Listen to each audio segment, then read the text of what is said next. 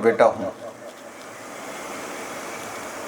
ये चीज़ें आप लोगों के सामने बैठे हैं और हम लोग जो सभी जिस जिस जगह पे बैठे हैं उनको बहुत अच्छी तरह से अपने जहन के अंदर में बिठा देना चाहिए।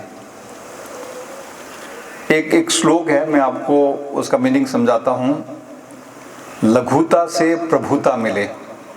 लघु मतलब होता छोटा और प्रभुता मतलब प्रभुत्व, उसको ऊंचा आदर मिले। लघुता से प्रभुता मिले, प्रभुता से प्रभु दूर।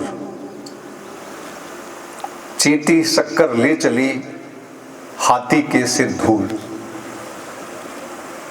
इसका सीधा सा मीनिंग ये बनता है कि यदि आप अपने आप को छोटा समझते हो, सामान्य समझते हो और आपके कर्मों के अंदर में ताकत है, आपके कर्म अच्छे हैं, तो आपको दुनिया महान समझेगी।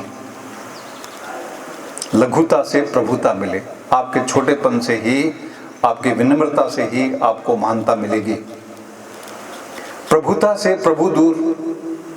यदि हम कहने लग जाएं कि जी मैं तो कर्नल हूँ, मेरे तो बेटे बेटी IAS IFS डॉक्टर्स हैं, मैं तो बहुत बड़ा वैज्ञानिक हूँ, मैं बहुत बड़ा बिजनेसमैन हूँ, तो उसकी कोई ज़्यादा वैल्यू नहीं है। कहते फिरने से कोई फर्क नहीं है, क्योंकि वो तो सबको पता है, वो तो दिखता है कि आप क्या हो। बट आपके अंदर में विनम्रता रहना बहुत जरूरी है, जो कि डॉक्टर साहब ने, राठौड़ साहब ने अभी अपने जीवन के माध्यम से आपको संदेश दिया है। विद्या दो बड़ी चीजें सिखाती है आपको। एक तो आपका सेल्फ डिसिप्लिन, जिसको स्व अनुशासन कहते हैं, और दूसरी सिखाती है विनम्रता। विद्या ददाति विनयम। यदि विद्या प्राप्त करने के बाद आप विनम्र नहीं बने तो इसका मतलब आपकी विद्या प्राप्त करने में कहीं न कहीं कमी रही है। वो विद्या के असली मुद्दों को, उद्देश्यों को आप समझ नहीं पाए हो। आपके दिमाग के अंदर में अभी भी अहंकार भरा पड़ा है, आपका खून गर्म है, आप बहुत उस तरीके से अपने गर्म खून की वजह से दुनिया को ऐसे देखते हो कि मैं तो मैं ही हूं। हम सभी को शिक्षा के माध्यम से स्व अनुशासन और विनम्रता, यदि दो चीजें हम अपने जीवन में आत्मसात कर लेते हैं,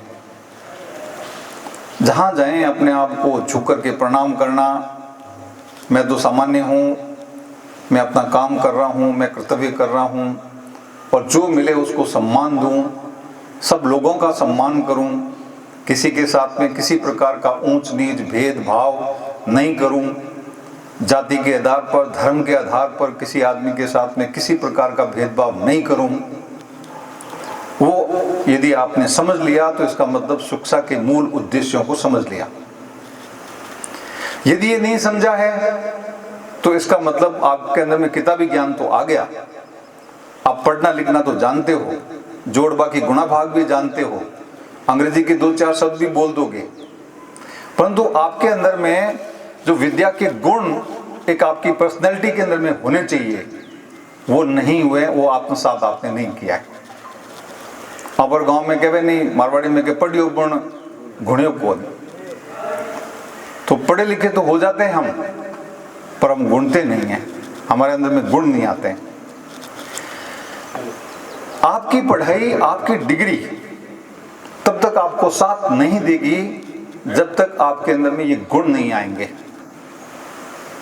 यदि विद्या प्राप्त करने के बाद भी, डिग्री प्राप्त करने के बाद भी आपके पास में चाहे MA की डिग्री हो, चाहे आपके पास में PhD की डिग्री हो, B.Ed हो, M.Ed हो, M.Phil हो, किसी भी प्रकार की बड़ी डिग्री हो, वो डिग्री लेके आप घूम रहे हैं, परंतु आपके व्यक्तिगत जीवन के अंदर में एक पढ़े लिखे व्यक्ति की तरह आप व्यवहार नहीं कर सकते,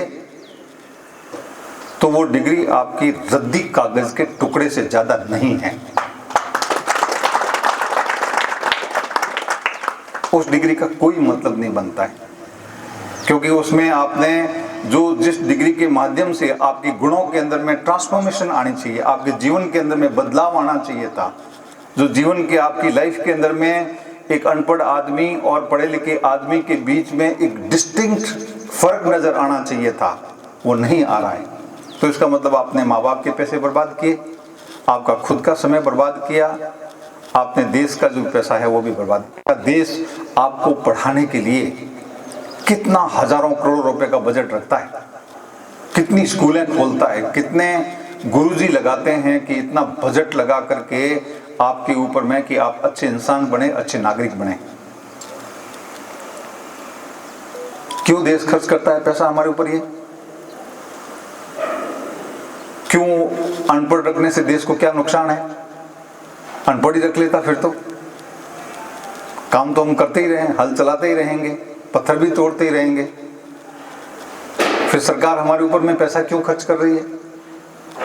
सरकार पैसा खर्च कर रही है कि हम इस शिक्षा के माध्यम से देश के लिए ऐसे प्रोडक्टिव ह्यूमन बीइंग तैयार करें, ऐसे प्रोडक्टिव नागरिक तैयार करें जो देश को विकास के रास्ते के ऊपर में आगे ले चले। जो इंटरनेशनल कंपटीशन चल रहा है